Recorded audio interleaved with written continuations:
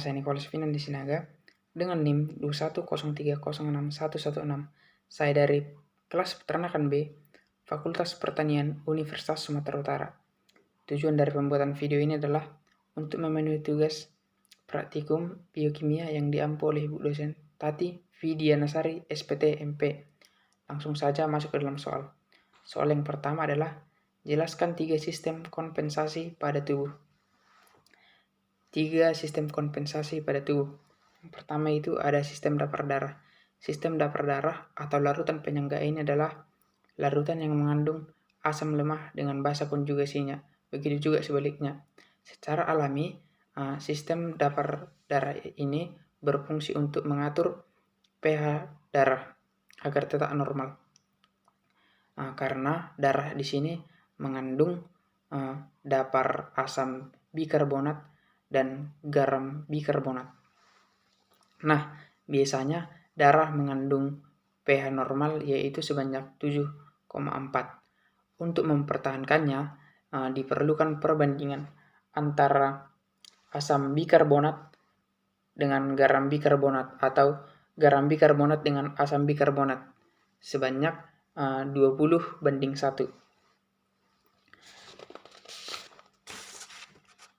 Yang kedua adalah sistem respirasi.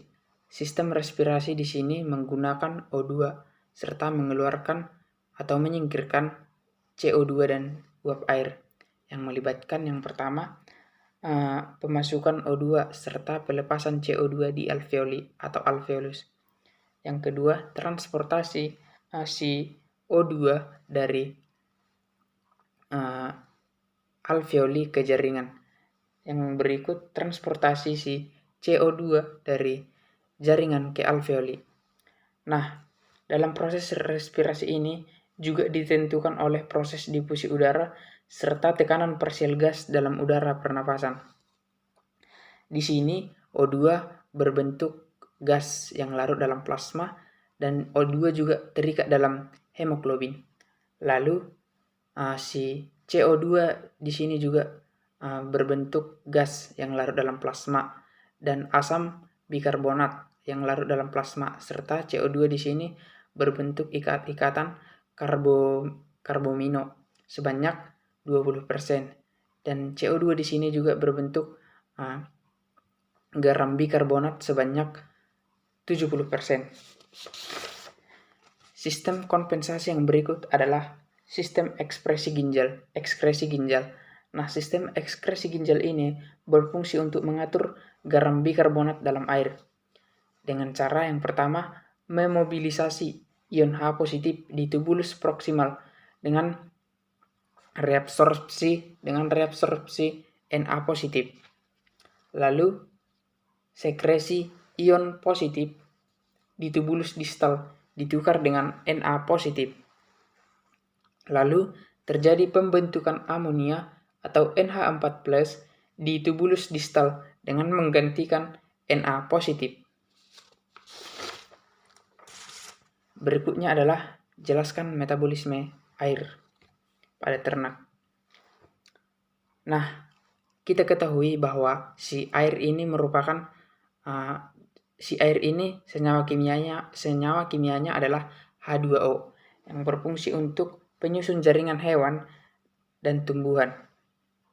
Nah, air terbagi menjadi 2 di dalam tubuh. Yang pertama itu ekstraseluler. Ekstraseluler ini letaknya berada di luar sel seperti urin.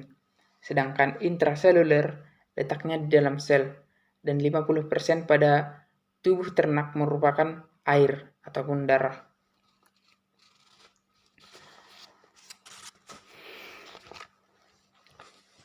Berikutnya, darah juga berfungsi sebagai katalisator. Di sini darah sebagai katalisator yaitu penghilang panas pada tubuh ternak untuk tetap menstabilkan tubuh ternak dengan keadaan normal. Lalu sebagai pelumnas bagi tulang. Nah, di sini fungsi dari pelumnas bagi tulang ini yaitu untuk mengurangi gesekan pada sendi-sendi atau antar sel-sel atau engsel-engsel sendi pada ternak. Lalu berikut membantu pencernaan. Nah, di sini dalam membantu pencernaan ini air berfungsi untuk pembentukan enzim yang nantinya akan diubah menjadi sukrosa. Lalu berikut terdapat pertukaran gas pada alveoli. Nah, pertukaran gas alveoli di sini berfungsi untuk mengatur kelembapan pada alveoli di dalam paru-paru. Nah, berikutnya adalah sebagai pengangkutan zat makanan untuk masuk serta keluar dari sel.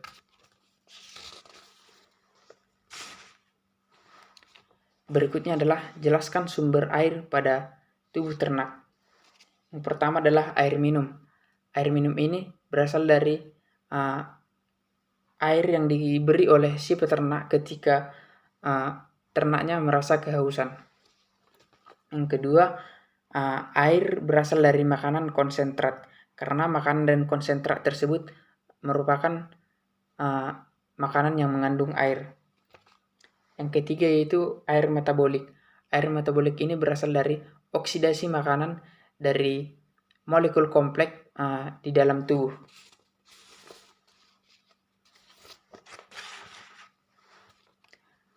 Berikutnya adalah jelaskan cara perhitungan metabolik.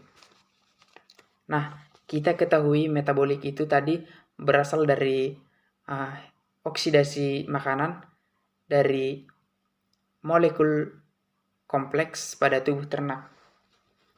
Nah, contoh soalnya misalkan dalam ransum makanan terdapat 10% protein, 20% lemak, dan 55% karbohidrat.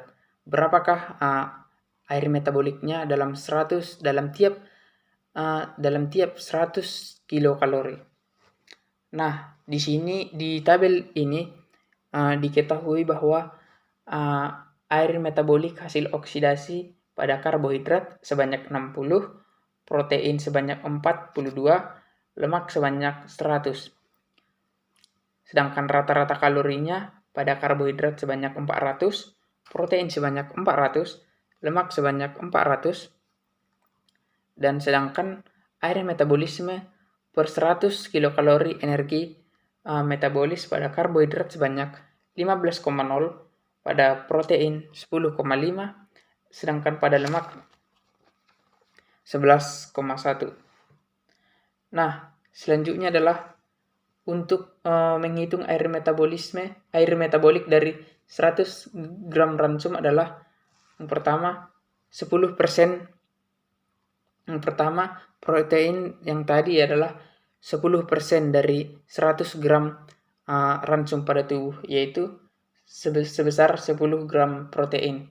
Lalu dikali 4, yang hasilnya adalah 40 kilokalori. Yang tadinya 20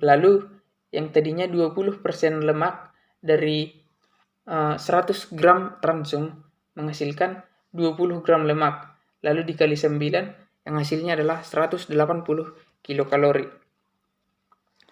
Berikutnya adalah 55% karbohidrat di dalam tubuh. 55% karbohidrat di dalam tubuh dari 100 gram ransum menghasilkan 55 gram karbohidrat dikali 200 dikali 55 gram karbohidrat, lalu dikali 4,5, maka menghasilkan 220 kilokalori. Dan jika semuanya dijumlah menjadi 440 kilokalori. Nah, berikutnya adalah 40 kilokalori menghasilkan 40 dikali air metabolis per 100 kilokalori. Air metabolis dari karbohidrat yaitu sebanyak 15,0. Maka 15,0 per 100 akan menghasilkan 0,15, maka 40 kali 0,15 kilokalori menghasilkan 4,2 gram metabolik. Nah, lalu berikutnya adalah 180 kilokalori menghasilkan 180 kali 0,111 kilokalori. 0,111 kilokalori ini didapatkan dari 11,1 dibagi 100 kilokalori.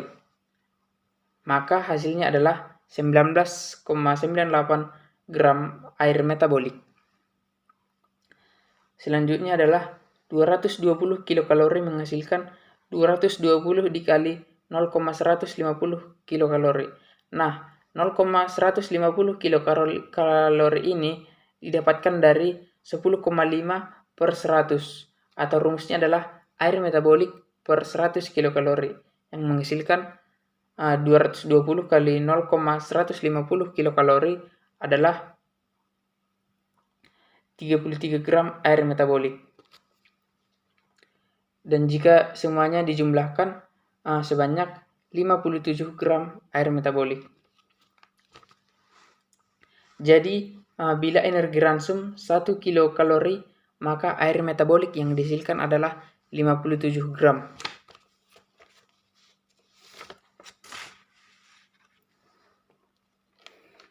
Nah, soal yang terakhir yaitu jelaskan faktor yang mempengaruhi ekskresi dan kebutuhan air.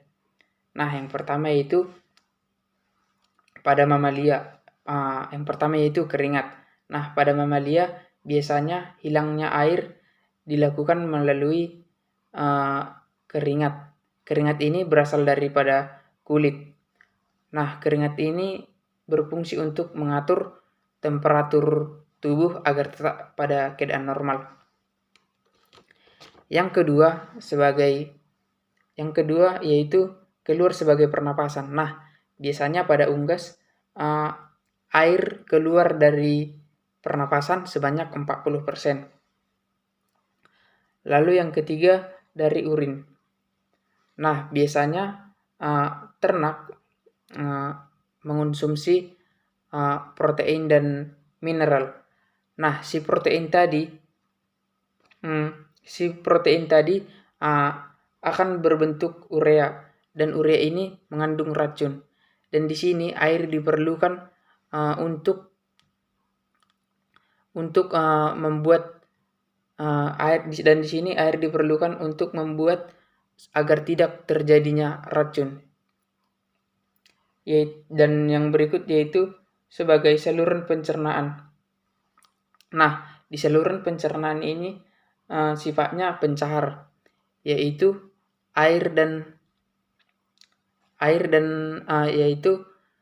feses dan urin keluar bersamaan. Contohnya adalah kotoran sapi lebih basah daripada kotoran kambing. Sekian dari pembuatan video saya. Jika terdapat kesalahan, saya minta maaf karena saya masih dalam proses pembelajaran. Akhir kata saya mengucapkan terima kasih.